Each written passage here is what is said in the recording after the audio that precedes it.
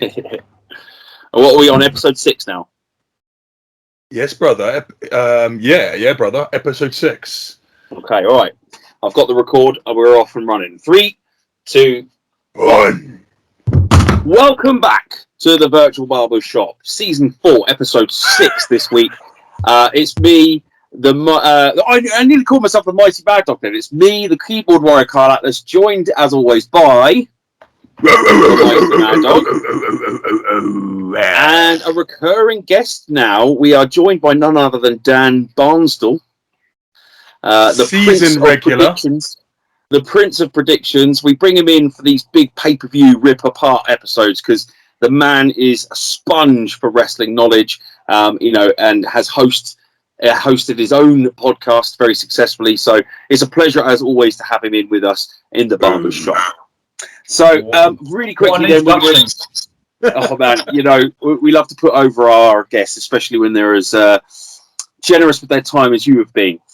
Before we crack on, Mad Dog, do you want to plug our socials and our new Patreon? Yeah, that's right. Okay, everyone, subscribe. I need you to subscribe. I need you to hit that subscribe. I mean, honestly, 1, 2, 3, just smack it, bang it. Just hit that subscribe button. Hit the notification button on YouTube. And if you're podcasting, share it, like it, subscribe. Also, real quick, we've got a new Patreon where you can support us, you can help us get some new equipment. The money that anyone donates, or the money that's given to us in sponsorships for this, we're going to pump into the product to get us better cameras and better microphones and things. Or hell, if you just want to buy us a coffee, there's a subscription level for that, right? So please check out our Patreon. The link for the Patreon will be below in the description. And if you're listening to this on the podcast, I'll make sure it's in the description for the podcast. Yeah, that's it, man. Subscribe and support us on Patreon. All right.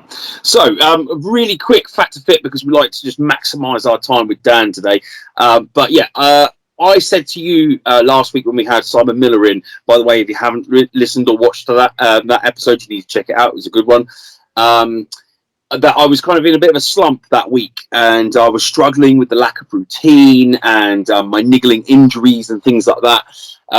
I'm pleased to say that I have started chiropractic now. I've got, well, not me personally chiropractic other people, but I went to the chiropractor who has identified what the cause of the issues might be and has begun treatment on me. So far, positive results. I'm back in the gym. I've been preparing for a couple of big opportunities that are coming up, not just for me on my own, but you and I, Mad Dog, have got an opportunity in the near future that I want to be as ready for as possible. So that's kind of lit a fire in me to get back in the gym. I've been every day this week. I've been down to Rishi's twice this week to get involved down there and make sure that I'm ring ready. So yeah, man, I'm like back on it and feeling good for it as well. It's good, man. It's good. Yeah, slumps happen. It does, and you just got to remember that this too will pass. You get through it. You keep hitting your head down.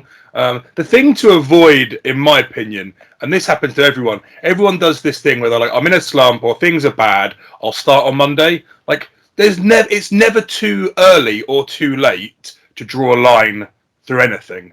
Like, don't put it off till like I really hate this. What's fucking special about Mondays? Mondays fucking suck. Don't wait till Monday. If you're having a bad week on Wednesday, do it tomorrow on Thursday. Fucking don't wait till Monday. By Monday, you'll have had a weekend and a pizza and 5 beers and, don't wait till Monday. Just do it tomorrow. Fuck it. Do it this afternoon. Don't put it off. If you're sat here listening to our podcast right now thinking there's something I need to do and I'm going to do it on Monday, fucking scrap that and do it this afternoon. Honestly, because you feel great, especially if it's the gym, especially if it's working out, especially if it's something that's been bothering you for a while. Like, it's never as bad as you think it's going to be.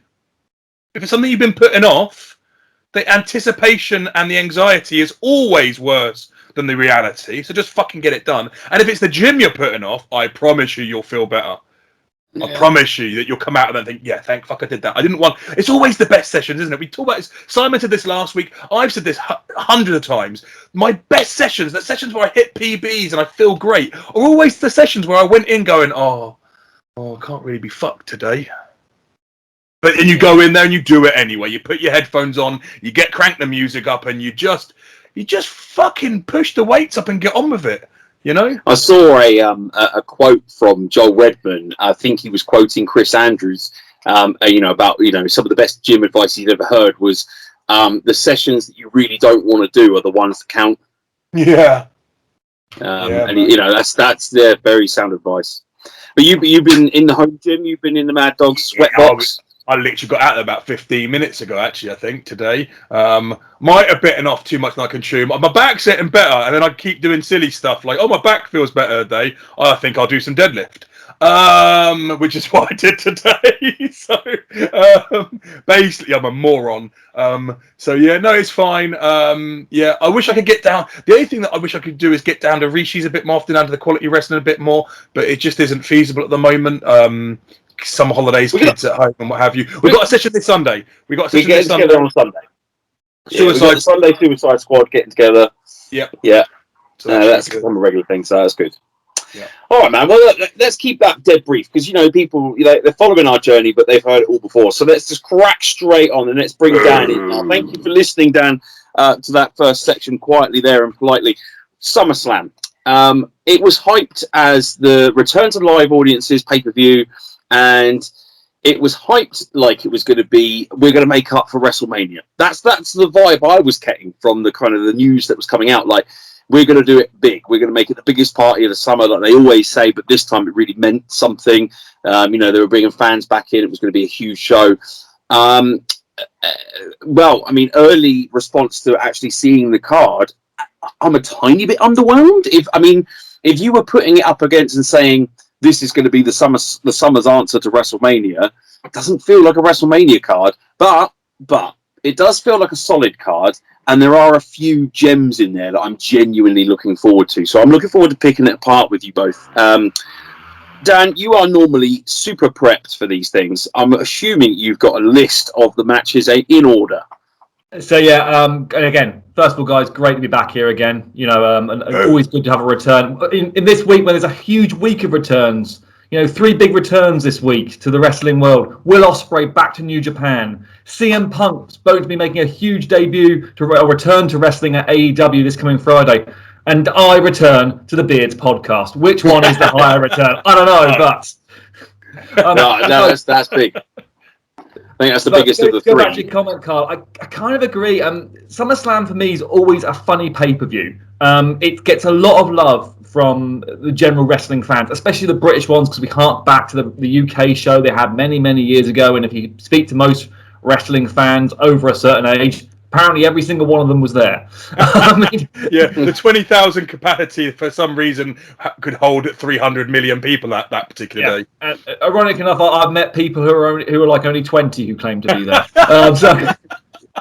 But no, listen, it's meant to be an exciting pay-per-view, and WWE have returned to live crowds, as we know, and they are pushing this as the WrestleMania of the summer, and that's the mindset. They're aiming for, I believe, on Raw this week, Charlotte was saying 55,000 people. I think they've actually confirmed they've sold around about 40,000, which is still a cracking number in the current climate. I'm sure WWE will release a different figure on the night, which may or may not be a little bit elevated. And talking of the night, Saturday night. Very, in some ways, great. I think, from a British point of view, from the UK side of it, it's quite exciting because traditionally, it falls on a Sunday night, late night for us over here. Normally, it's like a 1 o'clock start, which means you have to stay up late and potentially get a day off work the next day or go in feeling like a bag of hammers. This gives you the opportunity to stay up on a Saturday night. We can now, over here in the UK, can now mix and have people over. So you could have a SummerSlam party. But to follow on from what Karl says, and to get back to what Karl originally said, the feeling, what I'm hearing from fellow wrestling fans, other wrestlers, and just general people who follow the business, is there does seem to be a lack of passion or interest in this pay-per-view. On paper, and it's a 10-match card. As we record this now, granted, we've still got Smackdown to go this coming Friday, which is the go-home show. As things stand, there are 10 matches. That is an awesome, huge card to go through. It's a long time to be sat on your ass watching wrestling. And on paper, I can't agree with Karl. It's not that exciting. There are a couple of matches that I think will deliver. And I think it's easy to go, oh, this looks god awful. But when you get them in the ring, these guys and girls will actually knock it out of the park.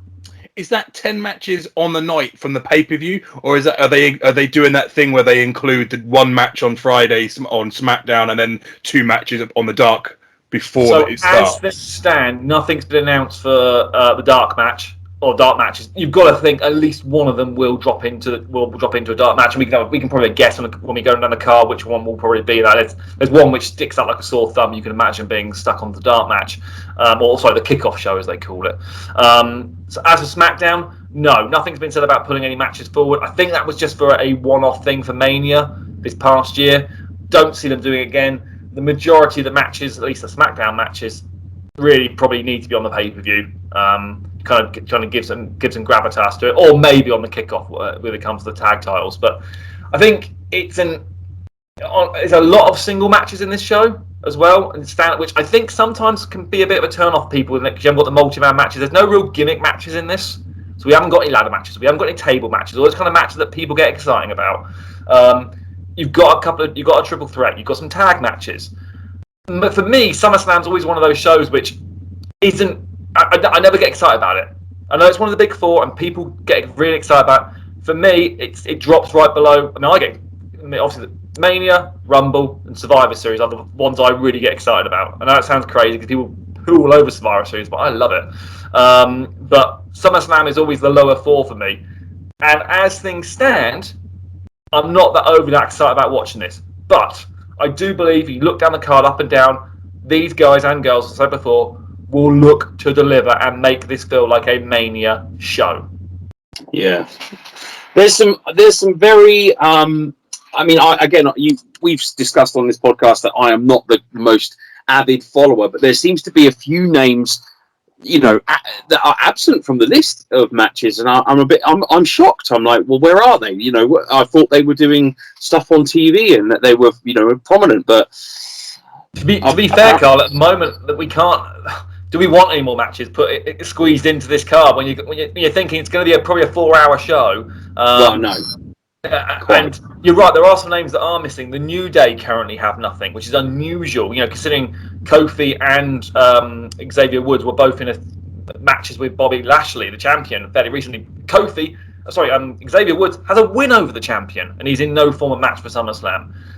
The same with The Miz and Morrison, though they're teasing on doing something. So I could almost see a segment involving those 2 teams, some kind of comedy segment. But again, you've got 10 matches. Where are you going to fit all this in when it comes down to it? And there's obviously certain names which people were expecting back by now who haven't appeared. One of them being the main one, Becky Lynch. Still no sign of Becky as of yet. There is one match that is rumoured that will not happen. We'll come on to that shortly, but that's the SmackDown Women's Championship. Rumours are both Sasha and Bianca, something's happened. Whether it's COVID related or not, we don't know. But they have missed the most recent house shows or live events. So it'll be interesting to see whether they're on SmackDown this coming Friday. That will give us an indication whether it's going to happen or not. But as of Raw, this past Monday, they were still announcing the matches alive. But if you look at the dirt sheets, you look at the online gossip, the plans are apparently that match has been removed. Well, that's right. Okay. They can take that time and give it to Edge's match. He needs 45 minutes to get his match in. Don't go dissing on that match yet, because I've got a feeling that's going to end up being the show stealer. But I agree, as long as it's not 45 minutes long. But anyway, come on. Well, let's get into the show. I've got all the matches listed down, all 10 of them. We're going to go through them, and for those maybe new listeners or new viewers of this, what we do is we go through match by match. Karl and Mad Dog will give their predictions of who's going to win. I will give mine as well. We'll keep a tally. And winner this time. Winner over here, boys. I'm the winner. So just to fill everyone in again, if you haven't heard before, Dan consistently wins. As I said, he's the prince of predictions. He always smashes this.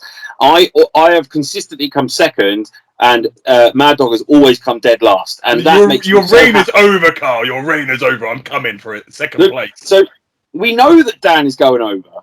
He's the Hogan of this. He's the Hogan. He's the Triple H. He's buried all the competition. We know that Dan's going over. So really, the feud here is between myself and Mad Dog, and so long as I maintain my hot streak, I will be a happy boy. I kind of feel like I'm Nikki ASH in this three-way, and I'm just here to make the numbers up. Let's get into SummerSlam now. This is no particular order because no match order has been announced as of yet, so we'll just go down. We'll build up to the title matches as we go along. I think this match actually probably is the lowest match of interest on the card, but equally is probably the first match you would say, in my opinion, will be on the kickoff. It's a singles match. It's Eva Marie, most likely with Dewdrop in her corner, taking on Alexa. Alexa Bliss. Yeah. I mean, and it's a shame that will probably get dropped. It's probably not going to be a match, is it, as such? It's going to be a segment of shenanigans with Alexa Bliss and the doll, and then Dewdrop doing something. You know, I don't think it's going to actually be a match so much as an elongated skit with a couple of bumps.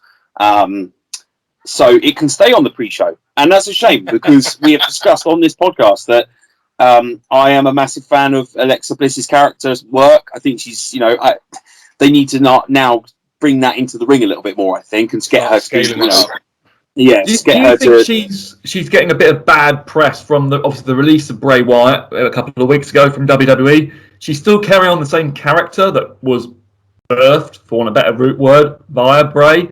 Is there almost some fan backlash now that this character is carrying on? And whereas before they were cheering for her, I noticed there definitely seems to be some kind of dislike now to this kind of gimmick, the way it's carrying on. I'm getting a bit fed up of it. I think the shenanigans, as Karl quite rightly put, are becoming a little bit kind of tainted and childish. Excuse the pun, But it's interesting. Without the brain behind it, Bray, it's losing its spark, isn't it? And I feel that Alexa, the poor girl, is in a really difficult position because basically her gimmick now serves as a reminder to us, the fans, that one of our favourites, Bray, has been shit-canned. And that's not her fault. And she is playing the role that she's been given to the best of her ability, probably in some kind of personal homage to the guy that helped her career.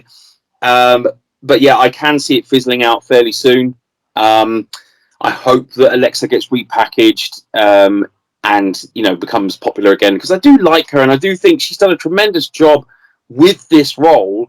But yeah, I think she just serves as like a bit of a bad taste. They even get behind it and elevate it and lift it up and make it less hokey and less gimmicky. And when I say less gimmicky, I don't mean like the gimmick's fine, right? It doesn't have to be this cerebral brainchild thing. They can just keep her as being the WWE's Harley Quinn, right? This kind of scatty, really pretty, zany, tweeny heel, right? Yeah. If you get behind it and run that up and let it run and actually get behind it and push it into a storyline with some people that can actually bounce off it and use it. If it just... And I think Bray was suffering from this as well. If it just kind of sits in the quagmire of doing fuck all, then it's going to fizzle, right? It just sits there in that slump of not doing anything. I think the same situation with Bray and Alexa is the fact that it's overexposure. With Bray, it was kind of interesting when I wasn't a huge Bray Wyatt fan, but it was interesting when he would come in for these odd matches and do something as an event, so to speak.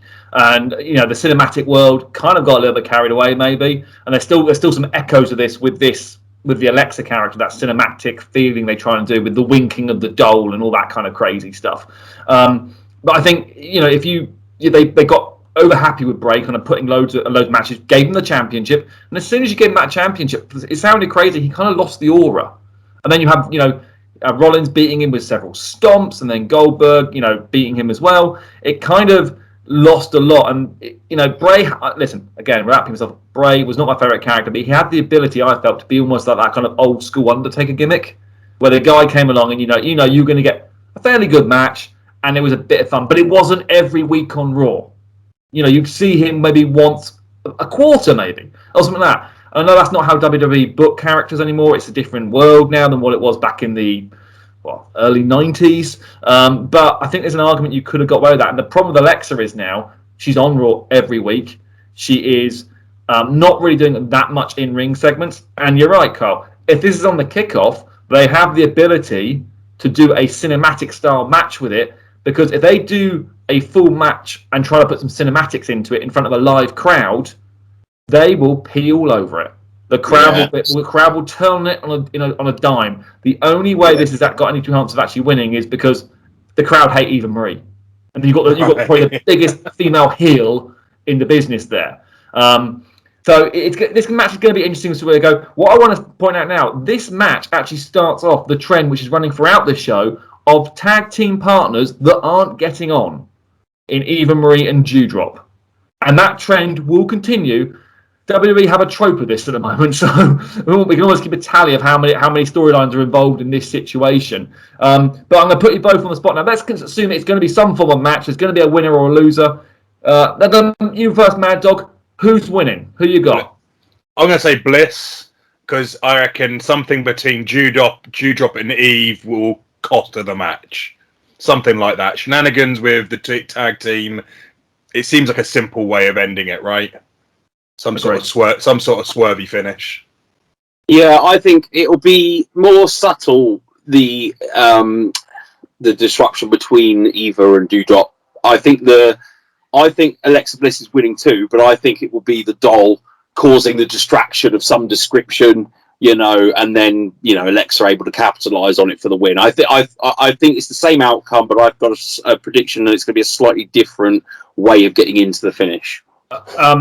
I kind of agree with both of you. I think you could almost have some kind of like hypnotizing spot, which they have been teasing with Dewdrop and Alexa. I could almost see Dewdrop maybe aligning with Alexa in some form or fashion. Obviously we should mention as well. Obviously Dewdrop, home country kind of lady. I had the pleasure of interviewing her, actually working with her in ring several times when she was Viper over here.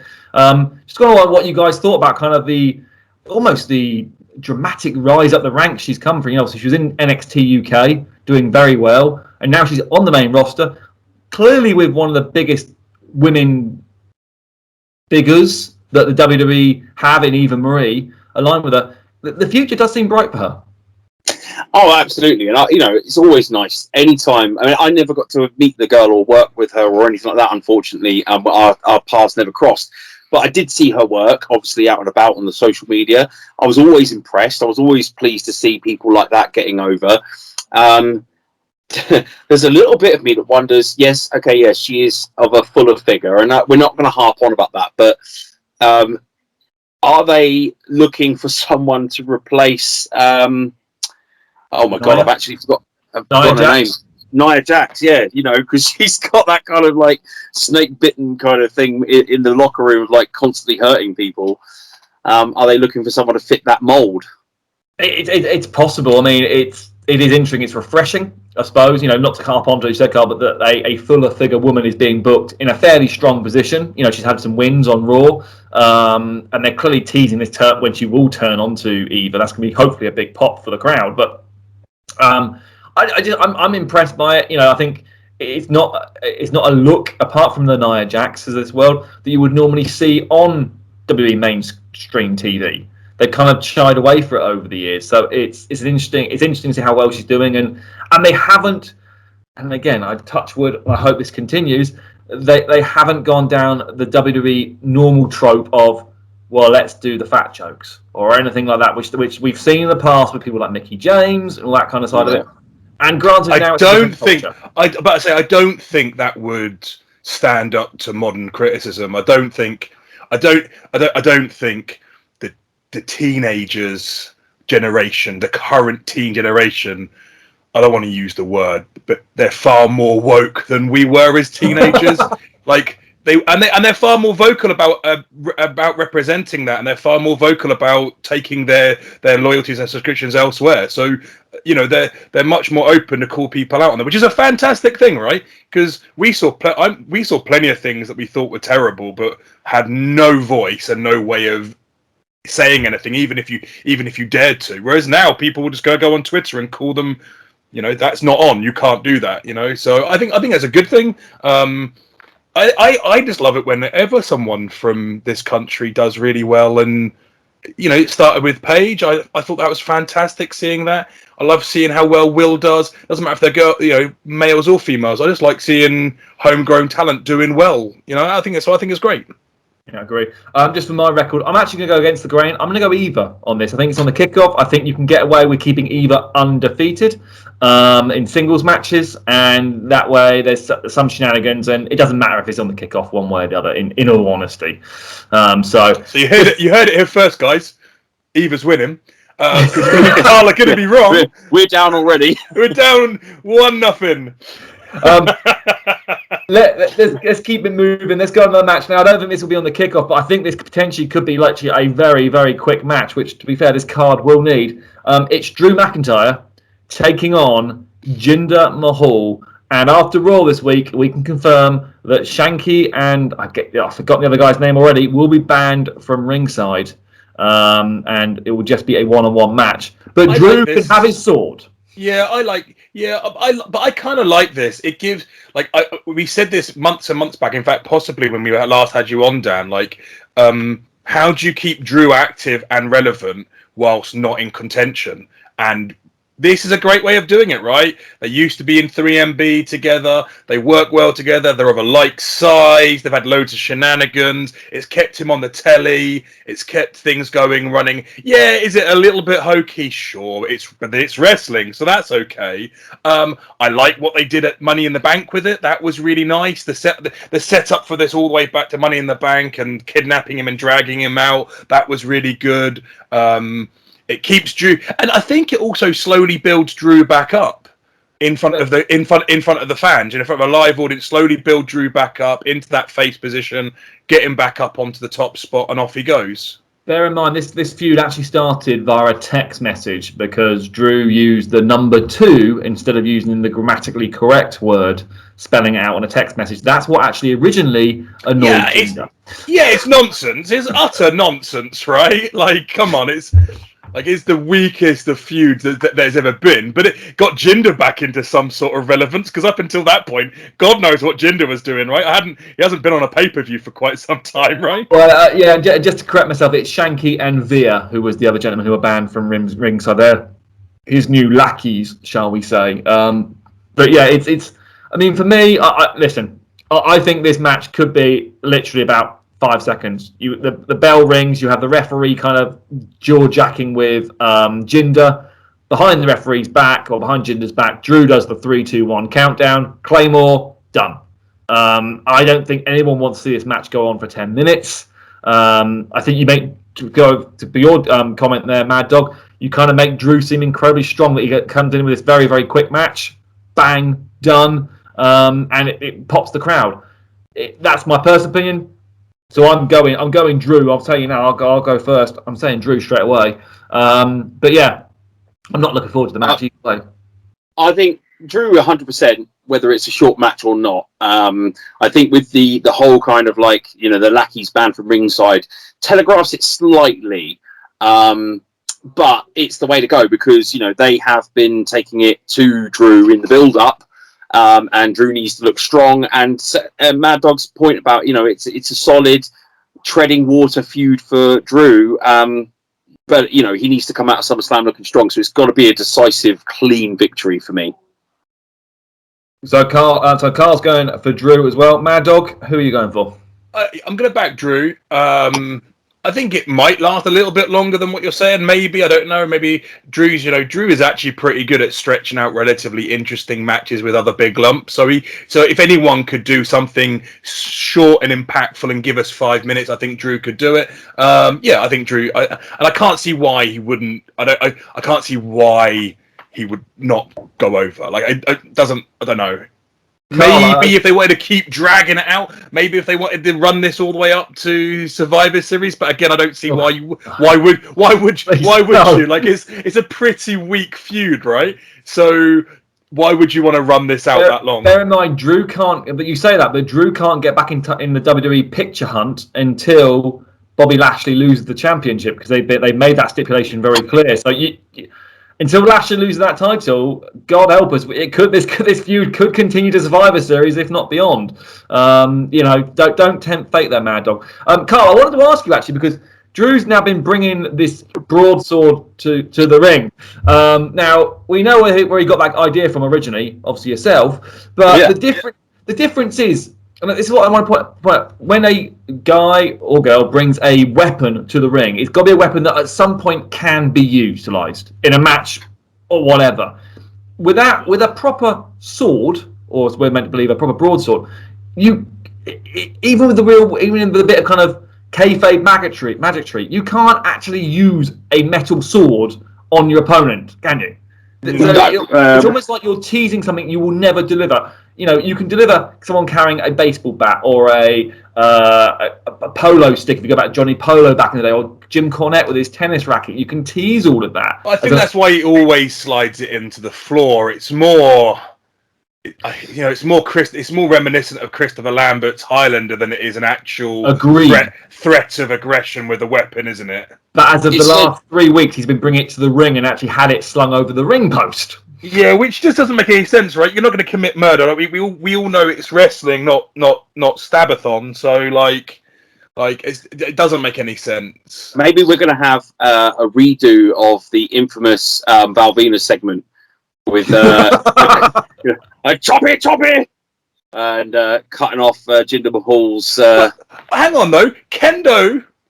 Love him or hate him, Kendo brought a sword for his entire career. Okay, the only thing that was in danger was a melon, but Kendo Nagasaki brought a sword to the ring for 30-odd years, so... The way this feud is going, I kind of think this match shouldn't be a singles match, it should be a joust. Jinder should have his own weapon of some form, and they should be jousting each other. That I'd be interested in. I'd watch that. No. Let's keep moving with the single match. As a match, I think you both have already teased that you want to talk about it. Let's get into it. It's a match which I think a lot of people believe will be the match of the night. It's a match which has been numerous years in the making. A nice bit of future booking by WWE. I don't think it was necessarily planned, but we got there in the end. You're getting the one-on-one match, Edge versus Seth Rollins. This has the potential to be the barn burner. Yeah, I mean, in terms of work rate and in-ring stuff, this one I don't think there's much on the card that will give it much competition. To be honest, I do love the idea that they're playing on the whole Rollins is Edge light. That's when you put a legend against a relatively young blood like Seth Rollins. That's the idea, isn't it? I know that Rollins is a veteran and he's been on TV for several years, but that's the positioning that we've got. We've got Edge as the old veteran versus the young guy. I love it when it was like, it harks back to Jericho and Shawn Michaels with the whole like, I patterned my career after you and you're my favorite and now I've got to put you down because you're the old dog. I like that storyline. I've always liked that kind of when the son's old enough, he's got to take dad behind the woodshed kind of thing. Like, it's that. Yeah. It's that. I just like that dynamic, and I love that they've played into that with Seth and Edge. I do agree with Mad Dog to a certain degree. I don't think this needs to be 45 minutes. I do think it needs to be a solid half hour. I think this needs to be a 30-minute, bell to bell. I want to see these two guys wrestle. I don't think we're going to get too many matches out of it. We might get two. I think we'll probably have them both score on each other at some point over the next year. So yeah, I want to see them go all out on the first one, and then Edge couldn't. But so storyline wise though, Edge couldn't put Roman away, right? Agreed. Yep. So and if Seth is light anything, he's Roman light. Well, I think the argument is that when Edge had the one-on-one match with Roman, it was Seth that cost him the match. But again, sticking with that kind of storyline, the plans are, again, if you read the dirt sheets, you believe what they're saying on there, the next plan or the next opponent for Roman after SummerSlam will be in a storyline with Rollins, which is interesting because they're both heels currently. Now, I don't know if there is some plan here to try and turn Rollins in this match. I don't know if it's something you can do. I suppose you could. They have a cracking match. Rollins picks up the win. Have Edge almost endorse him at the end. Maybe that's how you turn him. It's the problem. I think the problem with a match of this type, and it's. I agree. Look, could be a cracking match. But we've said that before, and sometimes we overhype it as fans, and then at the end of it we go, Well, that didn't deliver, did it? Because it's not it didn't deliver what we already thought it was going to be. I think we've got to give these guys the opportunity to deliver in ring and kind of see what it comes out like. The amount of time they get, I think, will be key. Bear in mind, WWE have already pushed that Edge has had the greatest wrestling match of all time ever about a year ago when he had a match with Randy Orton. So, you know, there's a high bar set already. So it's going to be a very interesting matchup. Who wins? I must admit, I think it is 50-50. I've got this thinking, like you saying about Rollins being the next in line for Reigns, puts a little bit of a spanner in the works because I was 100% Edge going into this because I just felt like Edge needed a win at this point. Like he can give the win back to Rollins later down the line, but he was beaten quite convincingly by Reigns. And again, if you're going to pay pay-per-views in a row, right? That's it. And if you're going to pay for a Legends contract like his and have him only work a certain number of matches, you do need to balance out a little bit. If you just bring him in like I'm the returning legend, jobbed every time, that will lose its impact after a while. I think I need Edge to win this. I might be bucking the trendy, but I'm gonna pick Edge as mine for that reason. Mad Dog, who are you going for? I just don't think they're creatively as smart as Karl. I think it's going to be Rollins. I think what Karl has said is what the fans want, but I think it will be Rollins.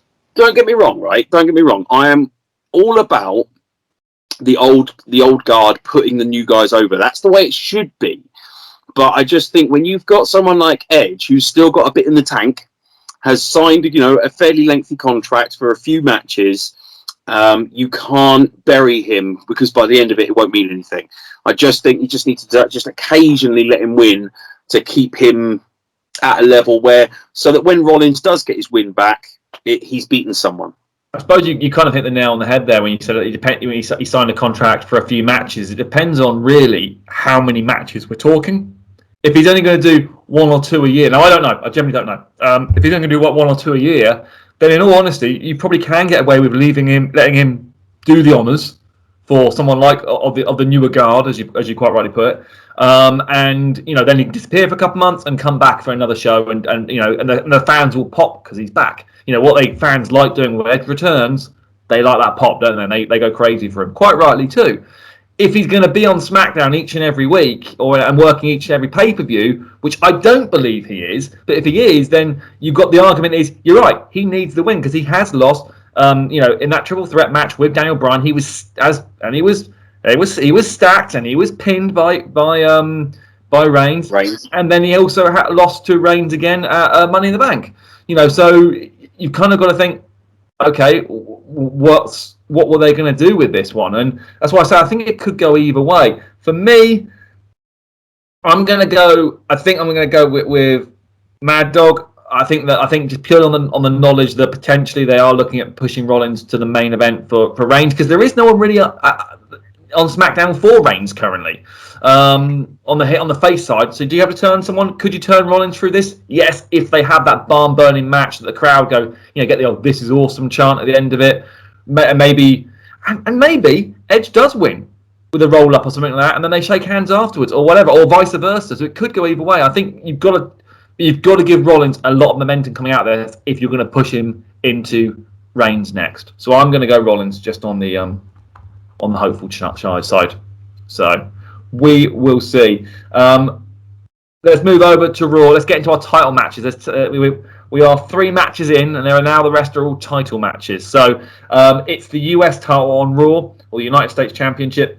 The defending championship, The defending champion, Sheamus, taking on Damien Priest. And this is where we potentially could see the Miz and Morrison interaction in this match. Yeah, because there was that. Yeah, they've had that set up with Miz and Damien Priest. No, well, yeah, and recently, they were doing this moist. How the Miz like to do his in the ring, put the carpet down and bring a sofa out. He was doing one of those. He was doing one of those style segments, and Priest came down. I have to say, right straight out the bat, I really like Priest. I like his look. I like the way he moves, the way he works. I like the matches he's been in. He's a silent sleeper that could go the whole way. And I personally, I'm going to jump in with my prediction.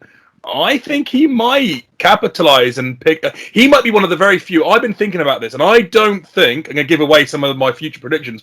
I don't think many of the titles are going to shift this weekend. But if any of them are going to change, I think that one will. I think Priest could do with the rub. It doesn't always work out this way. You don't always do things the way that you think they should, right? But logically, Priest could use the rub. Sheamus doesn't need it. There's no legs There's no legs or feud with the Sheamus, and they haven't been doing. There's no feud there. There's nothing going on there, right? It's minimal. It really is. Yeah. So I think Priest picking it up is great. It elevates Priest. Yeah, I actually think it will be a cracking match.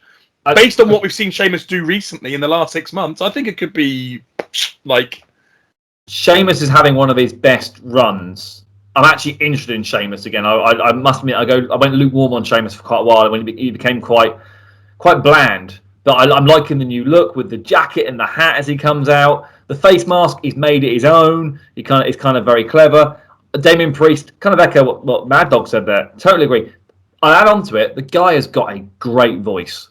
He sounds like, for those of you who follow it, Impact Wrestling TNA, remember Low Key?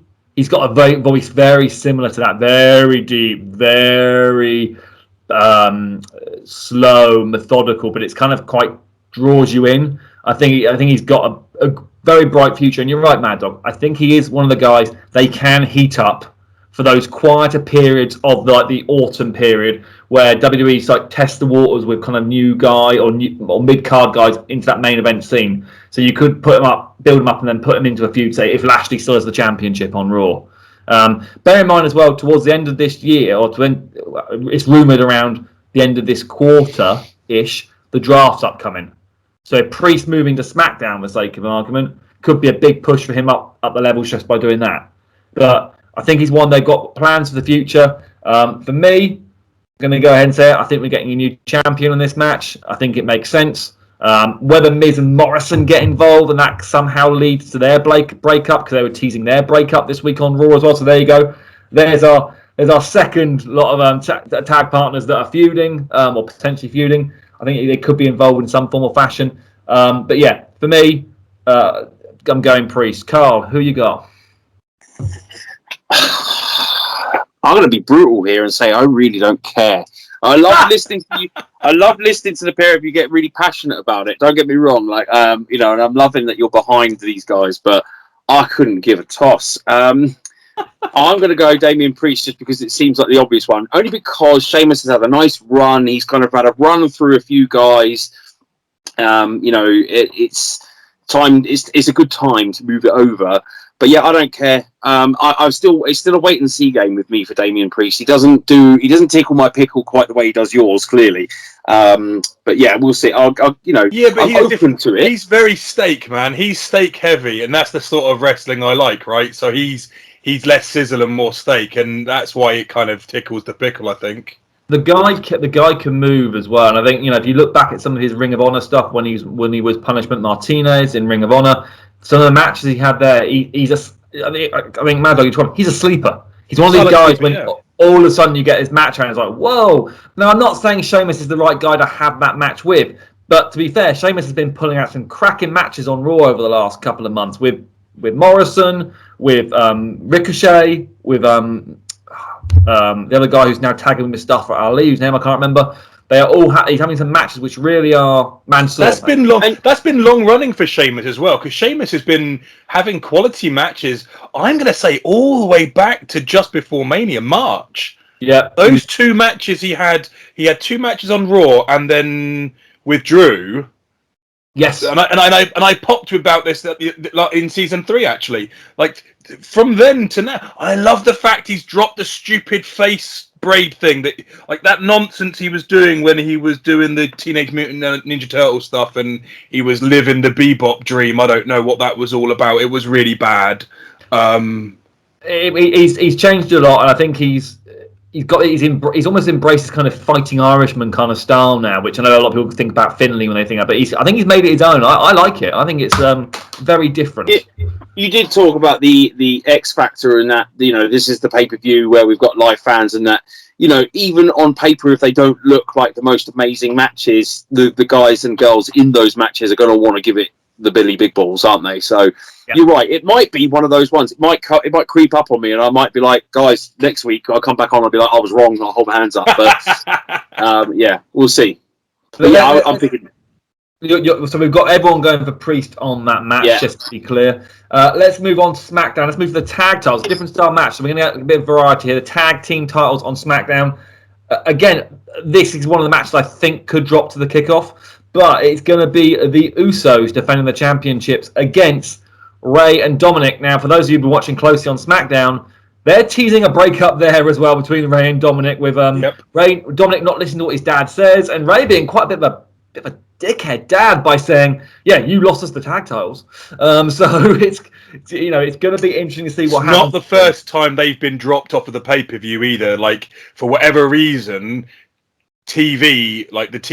the pay-per-view stuff, they're not well liked for it. They were dropped off. They were dropped on the SmackDown. Were they the SmackDown match last? They were indeed at Mania. So I wonder if part of it is as well. Dominic came up during the Thunderdome era.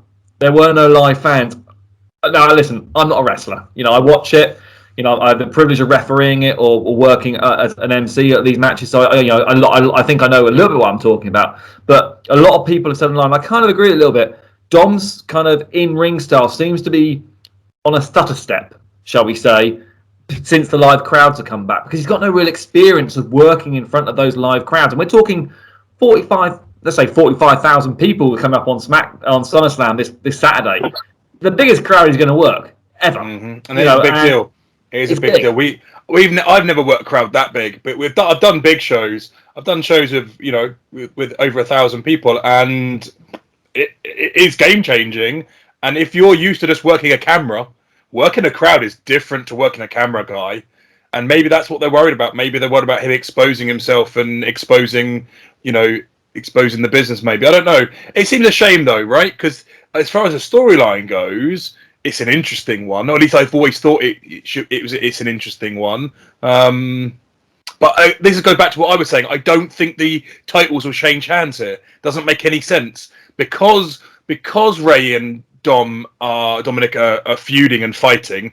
Doesn't make sense to put the titles on them. In fact, if anything, it makes it even more valid to keep the titles off them, because if they're going to break them up, then it's just for wedging that gap even further. Even if it's not swervy, even if one of them doesn't cost the other, even if it's not a swervy finish with one of them costing it, it's still a loss. It's still a crack in the armor. It's still a loss for a tag team. A team that's not winning together, is not happy together, yada, yada, yada, yada. And also, I don't think this stuff at the top table and this stuff with Roman and the Usos, I don't think that's run out of legs. No, I don't think that's run out of steam, not by any long shot. So it doesn't make sense. And there's a lot going on with the Usos as well. So, yeah, I don't think it's going to... I'm going to jump in and just give my prediction that I think it's going to be the Usos. I think it might be a dark match, which would be a shame. It'd be a shame for the Usos as well. I really want to see the Usos elevated high. I want to see tag team wrestling elevated to higher on the card,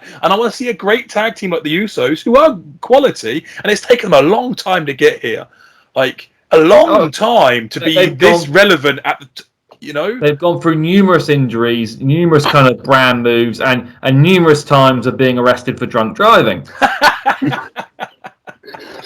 I'm not saying they're not their own worst enemies, because they're clearly dipshits. And I remember, I can remember sitting in the van coming back from the Guild, not the Guildhall, from coming back from York Hall, and Rikishi being in the minibus with us and just sat there on his phone having a whinge about his kids.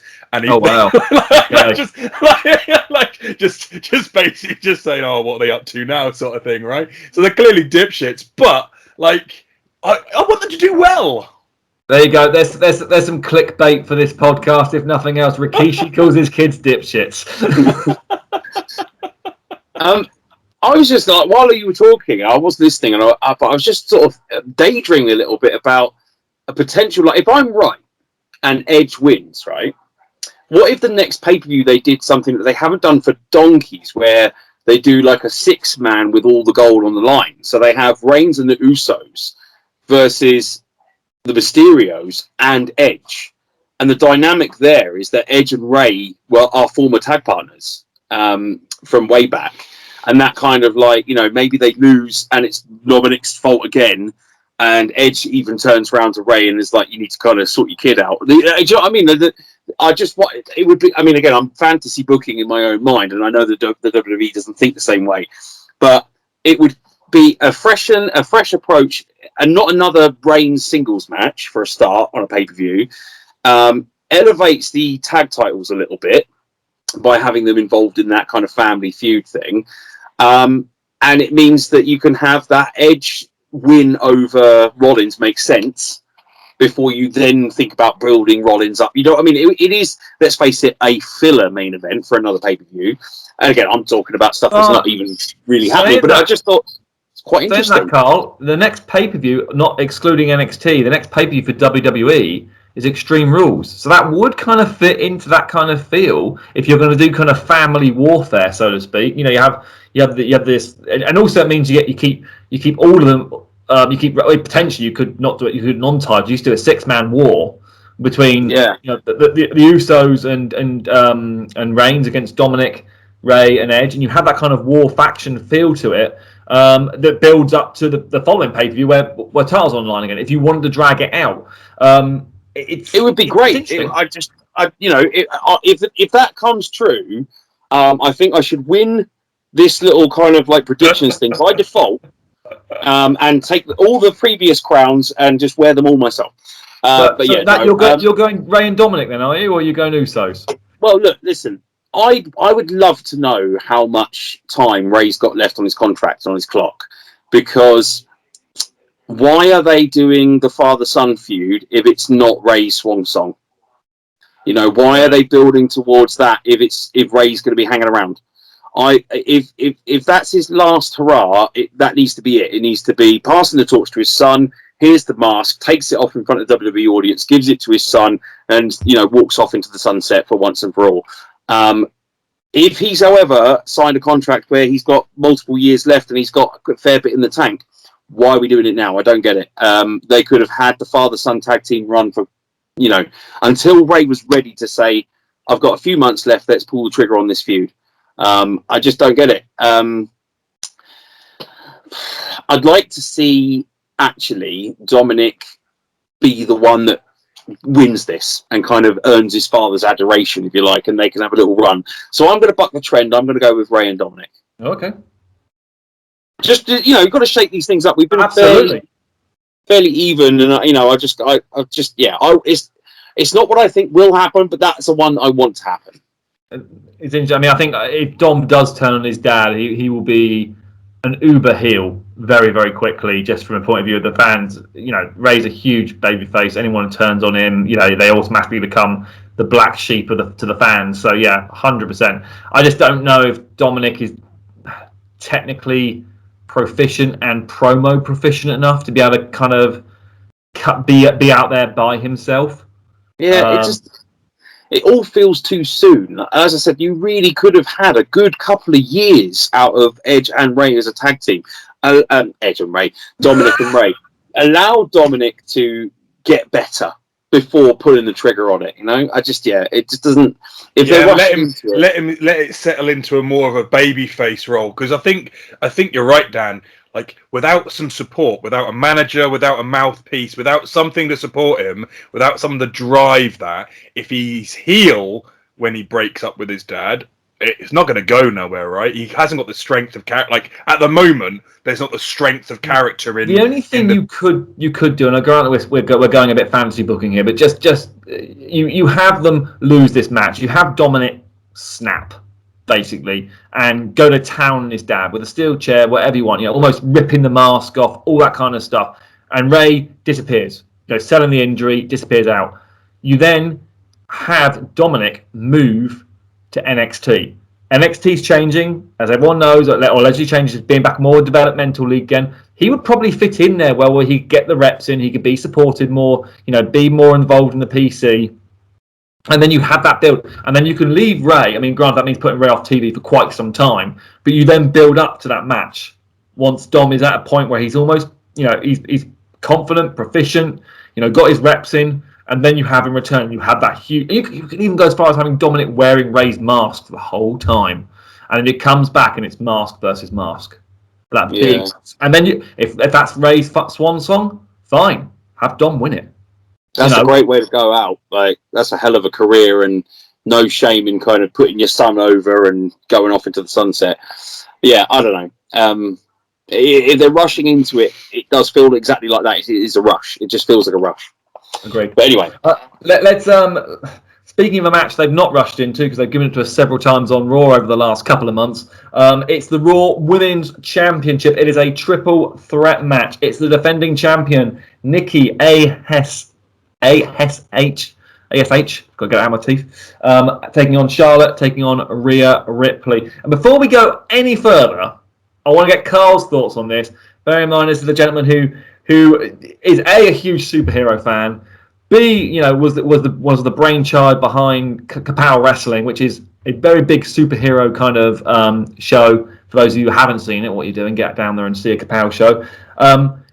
Nikki Storm, Nikki Cross, as some people know her as, or Nikki ASH, almost a superhero. Karl, I want to get your thoughts on A, the gimmick, and B, how she's been booked, because it's mixed. It really is, sir. I mean, in terms of how it's been booked, mixed for sure. I think it might have been on this podcast. I discussed my feelings towards it, that she is, to a 5-year-old, 6-year-old girl, and between that tweenage girl watching the product, she's perfect. Do you know what I mean? She's clean cut. She's Molly Holly. She's that kind of like super baby face, someone that parents are happy to kind of go, you can look up to this girl because she's Bailey. She's what Bailey was. Yeah. She's what Bailey was 4 or 5 years ago. That kind of I'm a hugger too. She's that kind of. Yes. She's not 7 foot. She's not 7 foot tall. She's not China. She's not. She's at that sweet spot. I think you're right as well, Karl. That's that sweet spot for teenage girls, for that adoration of I could do that. That's achievable. And she doesn't. This is not a knock on her. I think she's a very pretty girl, but she's not supermodel thin. So she's not a kind of an unrealistic standard to hold yourself up against. I like it. It's not. It's. I think we discussed this the other week, Mad Dog. It's not for me and you. It's not for the 18 to 34-year-old male demographic who are booing it or whatever, or aren't interested. It's for the little girls, and it's perfect for them. I'm all for it. Capitalizing on it with having her kind of win and run with the belt, fine. I think it's going to be short-lived. I think SummerSlam will probably see the end of it. She's already lost it, hasn't she? Or has she? No. She's still got it, but it's going to Charlotte on Saturday. It's going to Charlotte on Saturday, yeah, for sure. I think the WWE are trying to do that thing with Charlotte where they're trying to match. That's what I was about to say. Numbers. It's not got anything to do with this match. They're literally just playing the Ric Flair. They're just playing, let's keep up with the Nature Boy and get Charlotte the same numbers. And you can't get the same numbers in the modern era on long runs. You have to do it on short runs. Yeah. There's a few points to consider actually with this for your predictions. Just for you, I know Mad Dog, you already jumped in there saying Charlotte, but there's a couple of things to consider in this. But first of all, I just want to point out Nikki. I know it's Nikki Storm from the UK scene when she was over here. The woman, I have to say, one of the biggest things I've noticed that her new costume is much more flattering than what she was wearing in the ring. It really shows off. She looks absolutely amazing in it. You can tell the girl spends a lot of time in the gym and really works hard.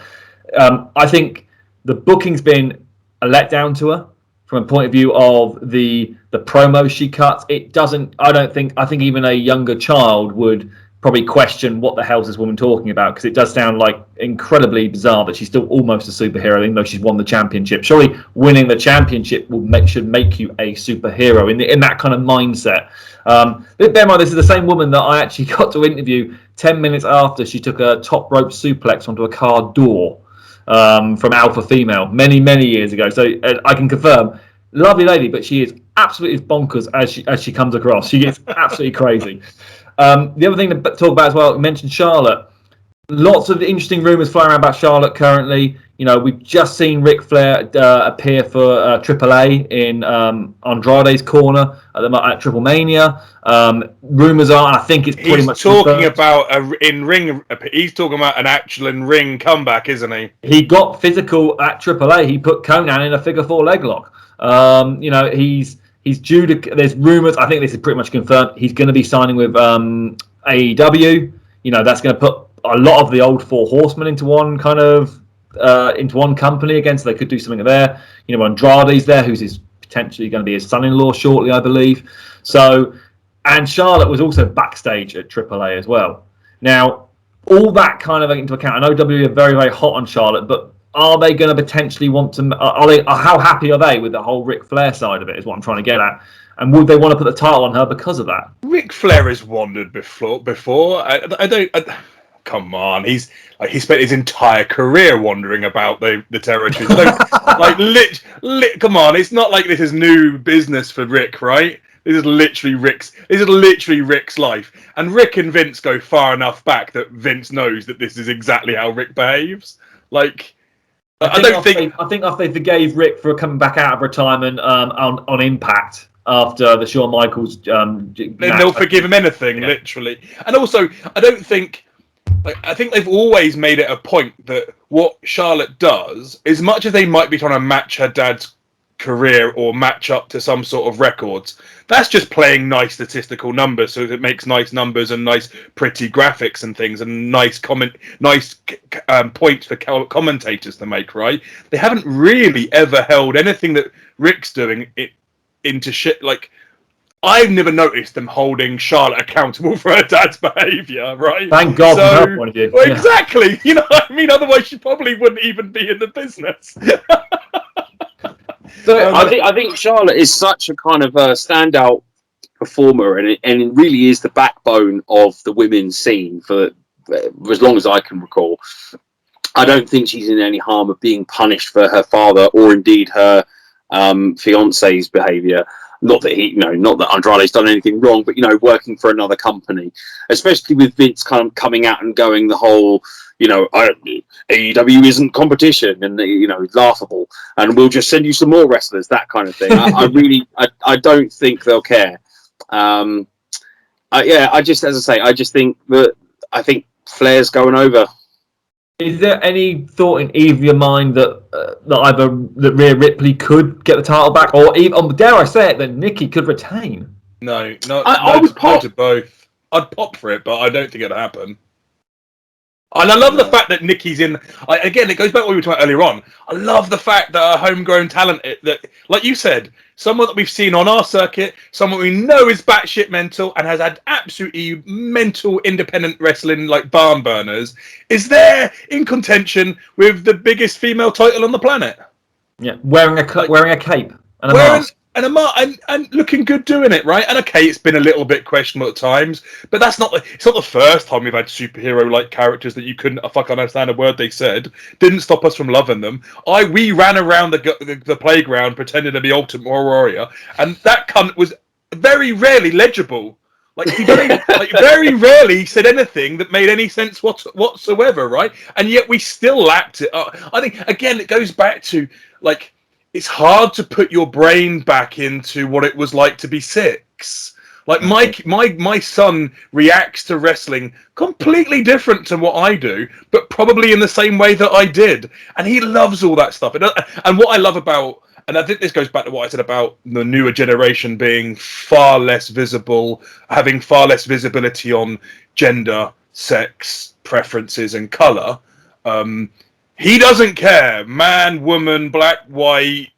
Like, none of that comes into, like, his thought process when he's watching wrestling. He just thinks, am I entertained? And yeah, I think Karl's right. A young, attractive lady in a superhero costume is entertaining, even if she doesn't make sense. Christ, my kids don't make sense most of the time.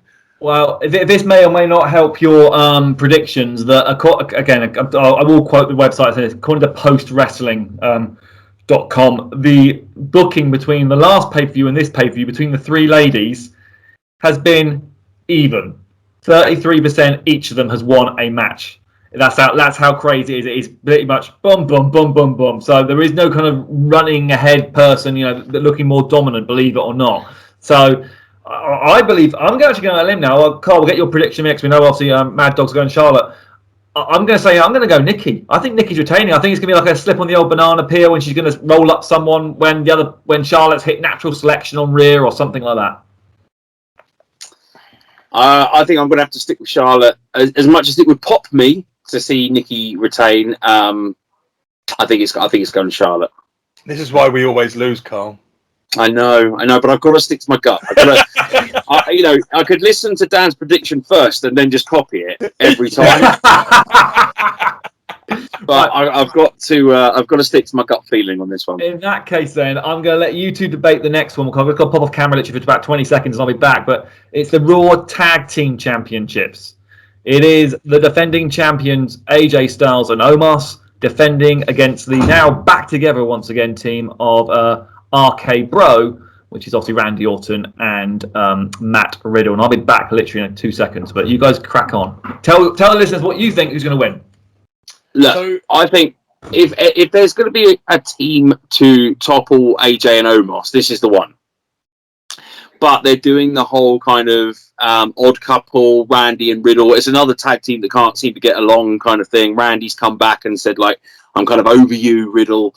Well, I guess that just means he doesn't want to be. I guess he doesn't want to be stuck in it long term, right? There's no Randy doesn't want to be like, this isn't my thing for the next 6 months. This was a thing that I did for the last 2 months.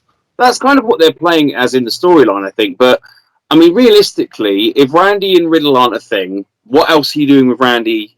They're going to want to put him back into the main event scene again, and I'm not about that. I think it's a good place for AJ and Omos to keep cementing Omos and keep pushing him and keep elevating. I think Randy can get a good match out of them. I reckon Randy and Riddle can do some good work with both of those guys. I know you're not a big fan of Omos, but I think time will tell on him. I really do think it. We discussed this, didn't we? Like that last pay-per-view, and I did say there was something there. There's a spark there, Karl. I know you haven't seen it yet, but there is something there with Omos that I still stick to my guns that Omos should have spent 18 more months in the PC. He should have spent longer. 6 months is how long he spent in development. 6 months, and that's not long enough for any human being to get good at wrestling. That's not about television. That's not about WWE. It's just a fact. It takes 2 years to learn how to do what we do, and you're still not good at it at that point. You're still absolutely green as goose shit, and you still fucking stink the place up until you then had 100 to 200 matches. And I don't care what anyone says. These are facts. This is the truth. It takes time. This is a craft. It's an art. You have to learn it, and then you have to not only just learn the wrestling craft and art. You then have to learn how the promotion wants you to put that craft and art over. Right? And he spent 6 months. Yes, he's huge. Yes, he's a giant. Yes, I know that they love that, and it's a circus, and he is a freak. It is, and I'm not having a go at the bloke. It's a circus. He is 7 foot tall. That makes you the same sort of draw as the guy that's 3 foot tall. I'm sorry, it is, right? And I know that's why those sort of guys get rushed through development, because you want to get that investment paying back as quickly as possible, right? Because I think he's also probably quite expensive because he's come from pretty good sports heritage. I think he was a basketball star or something, right? But it feels rushed. He's not very talented in the ring, but I saw something the other pay-per-view, and I thought, yes, there's something there. I can see why they're pushing him, and I think Randy and Riddle's an exceptional wrestler, right? He's done his time. He's definitely had hundreds and hundreds of matches. He's spent his time learning the craft and the trade, right? So has Randy. Randy's been doing it since he was in nappies, I think, right? So yeah, I think that it's a good one, especially again, they're another tag team that are not getting on, so it doesn't make sense to put the straps on them, because if you're wedging them and there's cracks in the armor and they want to peel apart, why put the belts on them? Although it would be really hilarious if Riddle was like, "Oh, we're back. We're okay, bro. We're going to be the best buds for life." And Randy's like, "No, I'm not interested." And then they drop the straps on them, and Randy's like, "Oh shit, that's kind of funny." I think that's exactly what we're heading towards, man. I think you've just picked it, because I think the AJ Omos thing has run its course. Honestly, I do.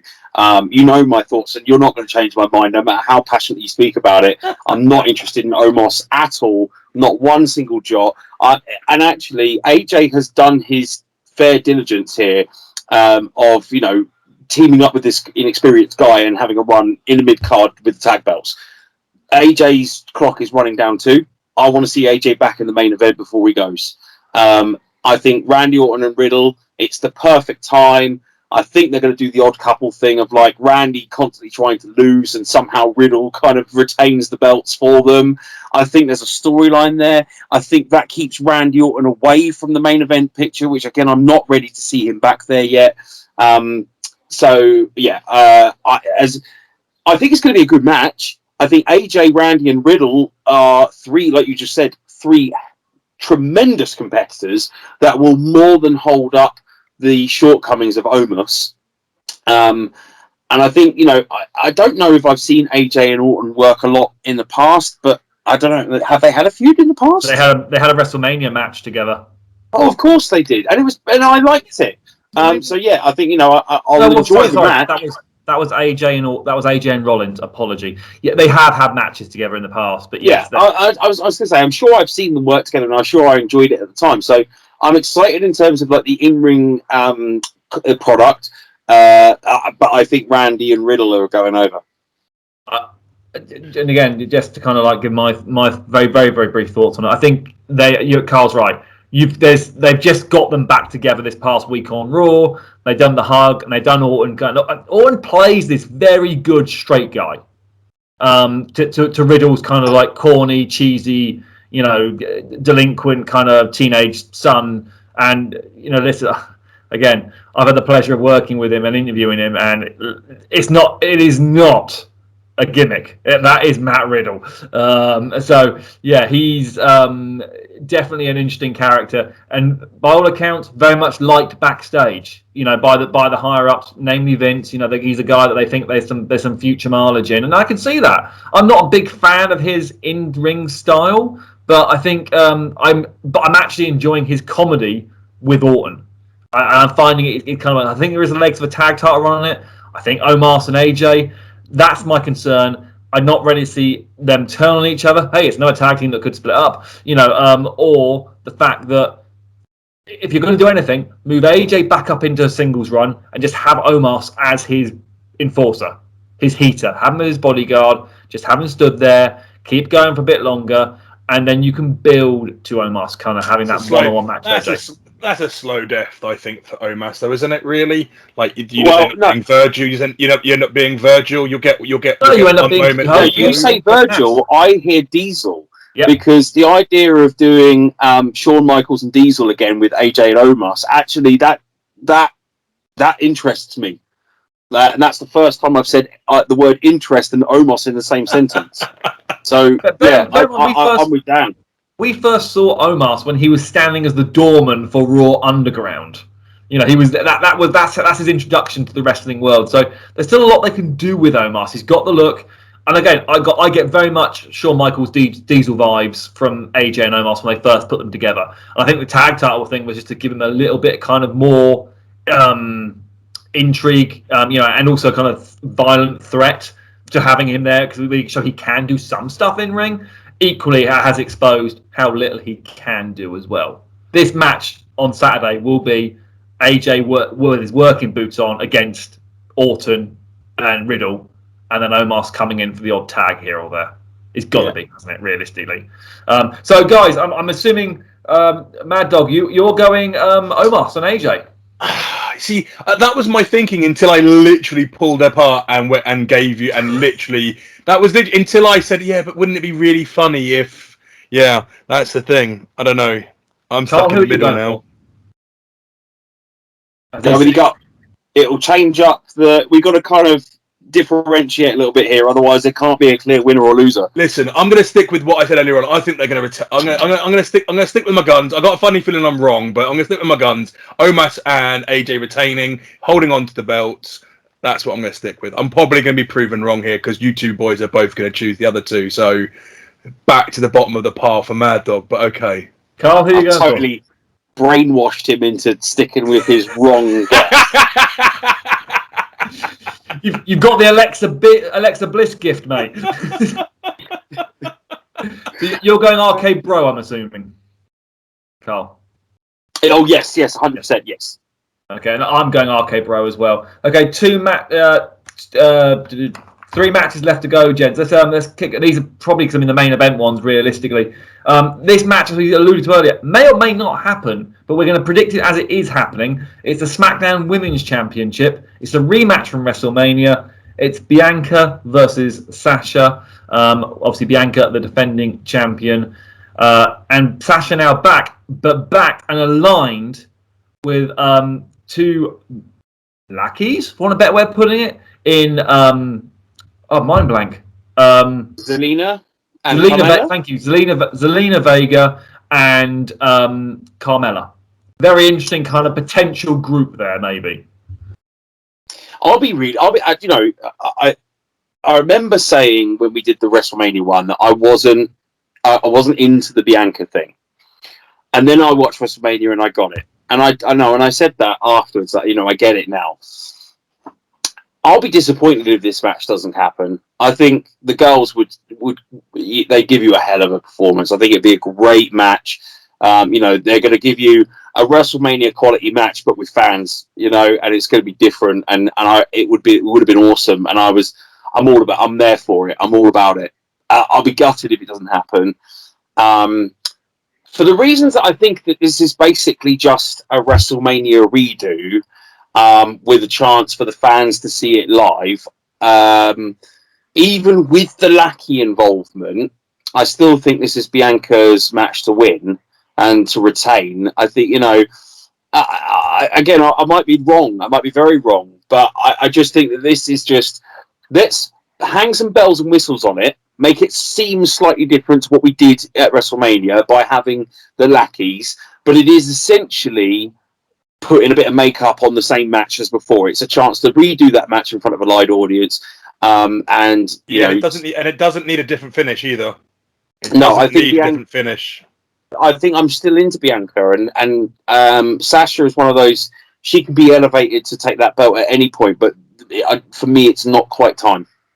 So you're both going Bianca to retain then? Yeah. There's an argument. There is an argument for let's use the lackey as a good reason to take the belt off Bianca and have her chase again in front of a live crowd. I'm going Sasha. The only thing I would say is the fact that I would say is that I know that Bianca's putting a bit of a case forward that she wants to be the first person to beat off all the 4 horsewomen. And the only person she hasn't beaten is Becky. So this argument goes away. You take the title off her, and then when Becky comes back, you move her to Raw. So she's got that kind of match. If Becky goes to Raw, if Becky goes to SmackDown, then the argument is you probably want to keep her on SmackDown and keep her with the championship. So Becky's got that match. Yeah, because Becky should have had that match. That is the match that Becky should have had, I think. So I think. Or is there an argument? Is there an argument to be made here that the lackeys get involved and Becky does the surprise return to run the cavalry? Helping Bianca retain, and then you've got a ready-made welcome back feud between Sasha and Becky without having to have the belt involved. You can have that as just a straight grudge feud. And then you could do a tag match, which then builds to Bianca and Becky having that match at some point. You can almost like they did with Sasha and Bianca to begin with. They were teaming to begin with, and they moved off into the singles feud. So I'm actually going to go Sasha. I'm going to go a bit of a limb here. I think there's with the lackey involvement. We're winning this one. We're winning this one, Carl. We're gonna prove him wrong. We're gonna knock Dan off his pedestal this season. Are season 4, optimist, my friend. Season 4 is our season. I'm laying down, looking up at the lights already, brother. Yeah. Well, the next 2 matches are matches which I think A lot of people believe they know which way they're going to go, but I do wonder. And the reason why I say that is because of the wild card that appeared on SmackDown last week with Baron Corbin taking the Money in the Bank briefcase. Bear in mind, Baron Corbin is now floating around with the Money in the Bank briefcase. We've seen him on both shows recently, both Raw and SmackDown, and there is the ability to cash in on any champion with the Money in the Bank briefcase. And we've now got the two top matches coming up, which are both championship matches with what I do believe a lot of people believe they know who's going to win both matches straight away. Let's kick it off with the Raw one. It's the WWE Championship match. It's Bobby Lashley, or should I say the almighty WWE Champion Bobby Lashley, defending against the returning Goldberg, who's back once again, and as some people would say, taking the top spot on a big pay-per-view from someone who's been grafting over the months and he gets a pay-per-view shot straight away. That's another story, I'm sure. But yes, Goldberg. Before I get into this and start to unpick and potentially make my prediction, someone fill me in. Where is Big E? Big E is on SmackDown. But they had Baron Corbin basically stumble across his Money in the Bank briefcase and take it last week. Right. And they made a big thing about it, as in when's Baron Corbin going to cash in? Now, you would think the argument would be that's not how contracts work. Just because you have that contract doesn't mean it's not you have the ability to cash it in. This is wrestling, obviously, we're talking about, so everything changes. It makes you wonder whether they want to use that Money in the Bank briefcase to, I don't know, kind of interject Corbin into one of these matches to have him take the pinfall, maybe, or something stupid like that. Or is it just something to build up Big E on this week's SmackDown, where he finds Corbin, bashes his head in, bashes his head in, makes a fool out of him, and then he hasn't got so let's say, for example, this week on SmackDown, he goes and finds Corbin, pops his head in for him, gets his briefcase back, and then everyone's like, well, he hasn't got a match, and he just done a number on Corbin. He seems fired up. I bet he's going to use it on one of the boys on Saturday.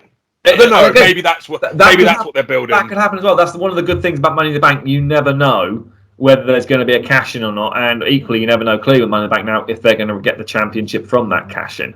It would seem an odd change of waters to suddenly move Money in the Bank to Corbin.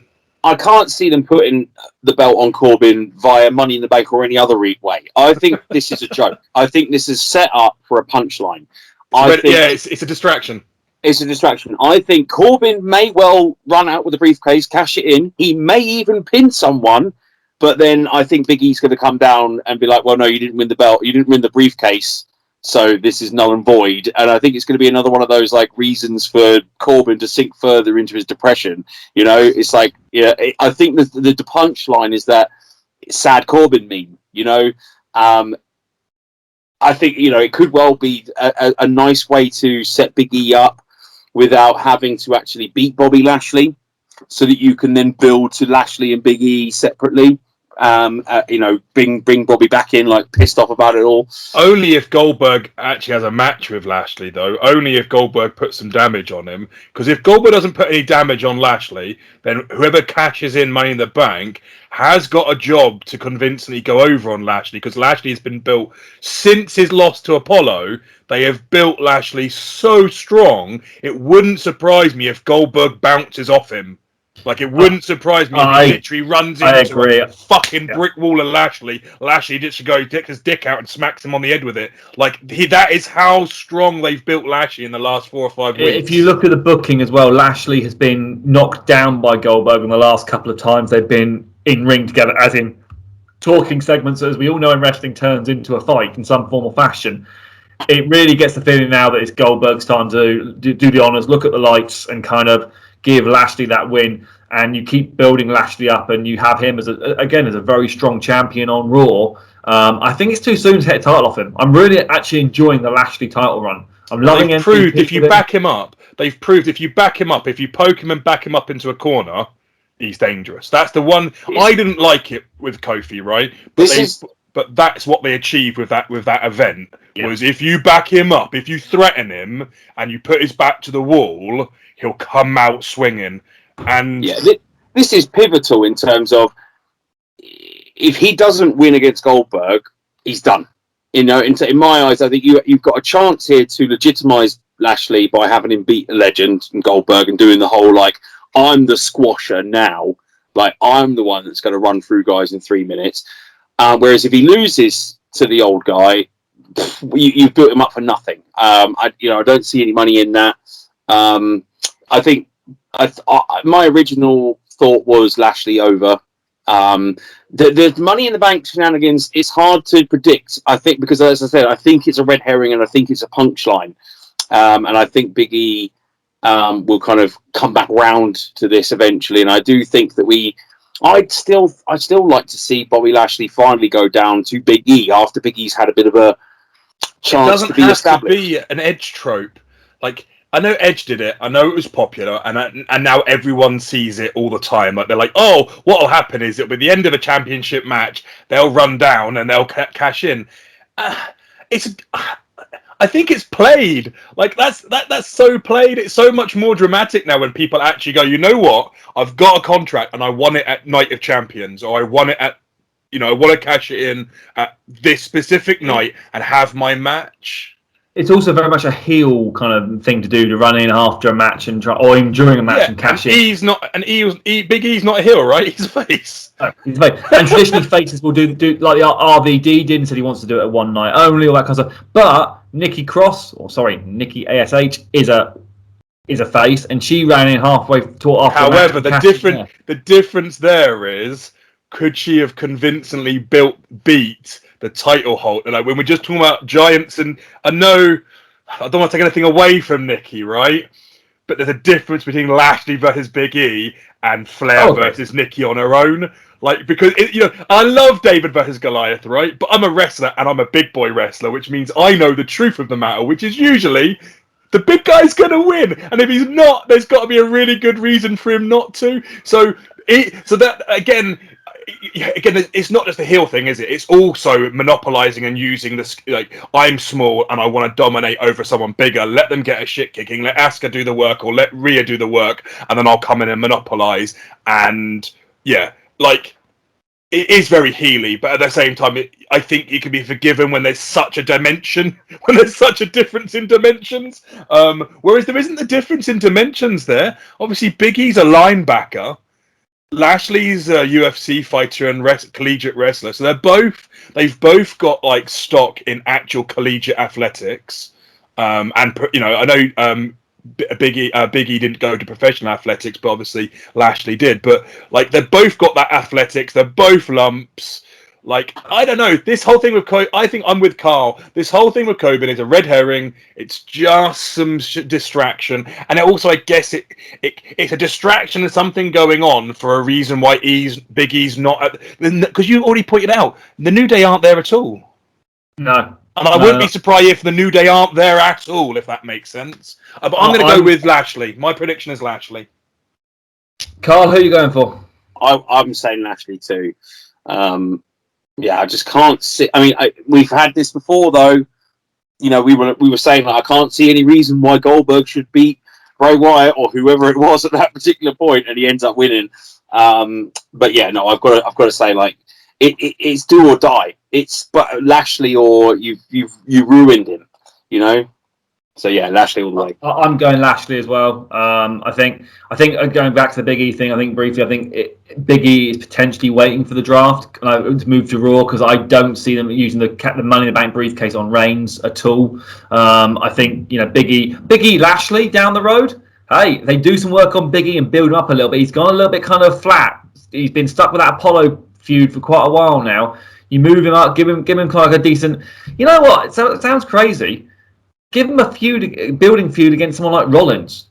Have that kind of. We said this a couple of weeks. We said this in weeks or months back. We said this. He's not there yet. He needs to do a journey. He needs to do a journey from where he is. He's got to do his journeyman piece to get there.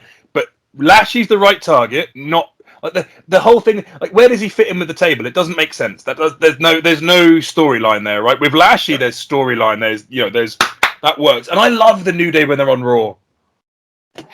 You know. Of course, speaking of SmackDown, as we were with where Big E currently is, it's their main event, which I think you've got to believe this match probably will main event tonight on Saturday night. Oh, it is 100%. the Universal Championship. It's the head of the table, Roman Reigns, defending against the returning John Cena in a match which I have to say, from a build point of view, Cena's got the crowd behind him. He's really kind of helped cemented that heel status of Reigns. I think the concern was when Cena came back that the crowd would start booing Cena, as they like to do, and start cheering Reigns again. He got the pop. He got the Steve Austin pop. I don't know if at least on the television he did. It might have been mad.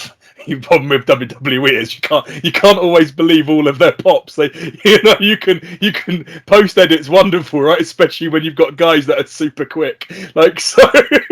But it sounded genuine. There is rumours going around that they are using some of the audio that they were using for the Thunderdome at the live events to encourage crowds to chant or cheer in a certain way. That's yet to be proven, but when you listen to it and you listen closely, legit. It sounded legit. Yeah. And Cena has that status now, right? Because the thing that everyone hated about him was the snore fest. And we haven't seen him for ages. And he does have the personality. He does have the charisma. He does have the history and the legacy. He can come in. It won't be a surprise if he's top of the card, because Cena has been top of the card for like 12 years now. Even when he was main eventing when he didn't have the strap. You know what I mean? There's no way that there's going to be a surprise that he's top of the card. Guys, Cena's like missionary every single night. That's the line that Reigns used. I've disagreed with that. I've disagreed with that for years, though. I've disagreed with that for like 10 years. I really have. It's nice that Reigns is playing. They both kind of ended up having a bit of one of those towing the line work shoot promos on each other, didn't they? Where they were allowed to just kind of go off and say what they wanted to say. And I like it when it's got a bit of a bite to it and a bit of an edge to it. And it's probably the best promo work I've heard out of Reigns for a little while. Although his has been fairly solid lately. I just think, actually, you were saying about it's going to be the main event. Hasn't Reigns got that thing in his contract where he's either on first or last, and that's it? Is that a contracted thing, or is that just an alleged? No. I think it's Reigns. I'm not saying it's not true, but I've not heard it. But it's interesting. They have been doing some bookending of events recently. So, do you start with the Universal Championship or the WWE Championship, and then have an alternate at the other end, or because Lashley opened championships? Because was it Lashley Drew that opened? Oh God, let me get it right. What opened the last pay-per-view, Money in the Bank? What was that? The Money in the Bank match, or was it? That was a Money in the Bank match, wasn't it? I believe. I think Lashley Drew opened. When Drew dropped, did that open? And it doesn't matter. I still think that Cena will be main event, and I still think Roman Reigns is going to win because he's in for his one. Cena's here because two reasons. It's his one match of the year on telly, and they're putting bums in seats in an arena, and they want to draw. And how do you draw 20,000 children into an arena? You put Cena on the poster, and you sell orange and green T-shirts. I know it's cynical as fuck, but it's a marquee. We're going back to the circus, and when the circus comes to town, the kids want to see the elephant and they want to see the lions, right? And this is why that match has got to go on last, because when the result is, if our predictions come true, Bobby Lashley winning, heel retaining, and Roman Reigns winning, heel retaining, doesn't matter which way round you put them, except for the fact that Cena has got the marquee value. And he can still send them home, and he can still send them home happy because he can get pinned, and he can still stand there and Superman up to his feet and smile and still get the crowd happy on the way home. It's a good point. Also, these two are all over the poster and the merchandising for the event. Which makes sense. Gents, I'm going to put you both on the spot. Then I'll be going for a Reigns retention across the board. I am, yeah. I am as well. I don't. Nothing else makes sense. Nothing else makes sense, right? Because it's not because Cena's got another move in the pipeline, isn't he? He's got another movie. Like he's doing Peacemaker, the TV show. I know that. I don't know if that's in the can already, but that's the thing. But this match feels like it's another stepping stone towards Reigns and Rock. I know it's like in the ether. It's nothing's 100% in the bag yet, but I do think that this is like, well, we can't have the Rock yet, so let's do Cena now. And then we'll build to Rock later on, hopefully. It's got to be Mania. It's got to be Mania. Not this year's Mania, though, is it? Because they wanted to do it next year when it's Florida. In Miami. They want to do it when it hits Miami. I can't remember if Mania is next year in Miami or the year after, but the plan is that they want to do Reigns, Rock. But there's rumours apparently that Rock will be back for Survivor Series to start that story with Reigns. Right. Again, rumours, what is. The thing I just wanted to throw out, and just literally popped in my head, and it goes back to the Money in the Bank side of it again. What if Cena does somehow beat Reigns, and then you have Reigns go absolutely snap, spear him, Superman punch, destroy him afterwards. Then Big E comes out, cashes in on Cena. Cena would like to put him over because Cena was actually one of the ones who was a big pusher of Big E when he was in NXT. He puts over Big E, does the honors. That way, Cena can go off and do his TV shows, do his films. You've got the title off Reigns, potentially, if that's what you want to do. And then you've got Big E with the championship. I don't think they're going to do it. I think it's too soon, but that could be a way of doing it and getting that title off Reigns and having Reigns become almost more of a maniacal monster because he snaps because he's lost his championship. He can't. How can he class himself as head of the table when the Usos have still got their tag championships and he's got nothing? Yeah, it kind of then it puts division down their lines as well. Right back to the beginning of the podcast where we said that on paper it feels lackluster. You'd like to think that they're going to pull some swerves like that to make it feel special, right? So that's for me, that's the bit that's still like, I really hope that they do some awesome swervy stuff or someone returns out of nowhere or whatever to make this feel special. And otherwise, it's just a bloated card of 10 matches, right? With no status. Which is what we had at Mania, right? We had a bloated card with the status quo unaffected, and we Dan was on for those in that season. We discussed that. Nothing ended. The status quo didn't change, right? And we felt kind of robbed because there was no shift of a paradigm. No shifting of paradigms. And maybe that's what's going to happen here. Maybe you're right, Dan. Maybe we're going to have a completely shift of the paradigm, and if this is their Mania because it's in front of a crowd, I think it's a stretch, boys. Honestly, I think it's a stretch. Dan said it, so it could definitely happen, right? It's a stretch if I say it. But it's a stretch. Okay. I think it's a stretch, and I'm going to stick with Reigns. Okay, do you want to go for a bonus point? Right? Doesn't matter who does it or whether they win or not. At SummerSlam on the pay-per-view, is Money in the Bank cashed in? Yes or no? No. 1 point could make a difference. I'm going to have to say no as well. I'm sticking to my thing about this. I feel like it's a red herring with Corbin. I think it's just a way of playing it out. Yeah, no, I'm going to stick with no.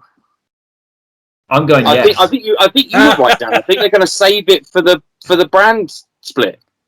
I'm going to take a punt on this, gents. I'm going to go yes. I'm going to think that someone's going to cash it. If this is the point where Dan always beats us by like 4 points as well, and we've been kind of, I don't know, I can't see the scorecard, and I don't want to know either, but we have all been agreeing a little bit more than usual. So it's going to be the results on this are going to be interesting, I think. So Karl's a no, I'm a yes. Mad Dog, are you going yes or no? I'm a no as well. I don't think. No, okay. I think this whole Corbin thing is a red herring. Lads, I'm going to have to be the bad guy here and say that we really need to take it home. We've gone over time, and I've got a big day tomorrow. We're going to get Dan back on for the results show anyway, and we'll go through the results then. So, I mean, I know I'm pushing it, but okay. So if Dan, you are happy to come back next week for the results show, right? Always, gents. Always. Well, what we'll do then? Karl, I've got a big day tomorrow as well. So it's Just a quick plug, UPW in Weymouth tomorrow. I will be there. First time back in the ring as an MC since the pandemic. Really excited about it. And I can exclusively announce here as well, it's sold out. Great news for UPW. So You have to check it out on UPW. Yeah, good news for the UPW guys. I'm good relying on on you. you. I'm Let's relying know on how you it goes. boys to. I'm relying on you, Dan, to put in a good word for the beards for us. But we can cover off I have no NXT. I'm afraid. We can cover off. There's obviously some big changes as we come coming up. Obviously, we've got SummerSlam, but there's also AEW on Friday night. There is NXT Takeover, but also not only that, there's loads of rumors in the dirt sheets about some major things shaking up at NXT, some major things shaking up at AEW, which we really actually wanted to talk about tonight, which we haven't got time for. So if you want to listen in on that next week, we'll cover that next week. We'll know what happens. If CM Punk appears this coming Friday at Rampage for AEW, trust me, we'll have that to talk about as well, because that will be amazing. Can I just say, because I'm a peep, so I just want to plug it before we end, right? How fucking amazing did Christian look? Like, we're talking about guys that have come back that look like fucking hell. He's like, I know I'm a Peeps fan. I know I've been a fan for like forever, right? And he's one of the I don't mark out often, and he's one of the few that I mark out for. But holy fuck, that match with Omega was off its tits. The move on the chair. They're just like fucking just off it. Like, I'm living for that. I'm living for Christian. The wrestling scene at the moment is exploding with different things. This Forbidden Door if Punk does appear this coming Friday, that opens so much discussion with regards to what's happening. They've now announced that Ring of Honor are getting in the mix as well with the Forbidden Door. So are New Japan. So are NWA. It's almost like these allied powers forming together to go against WWE. We potentially could have some serious dream matches coming up in the next couple of months or so. So it's a very exciting time to be a wrestling fan, and SummerSlam is exciting. I think we decided tonight, but this next coming week with what also is happening. Next week we got a lot to talk about, Jen. So we'll try and cover as much as we can. And the best way to come back, the best way to know when next week's episode drops is to subscribe.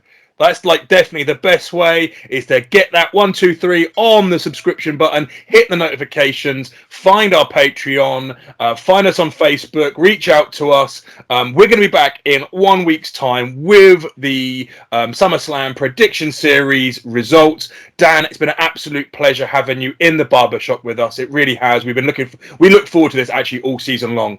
And we're going to keep. We do. We have. We actually do, and that's real, man. So thank you very much, Karl, mate. You want to close it out like you always do? Well, we're going to steal your line. Oh, oh, oh, oh.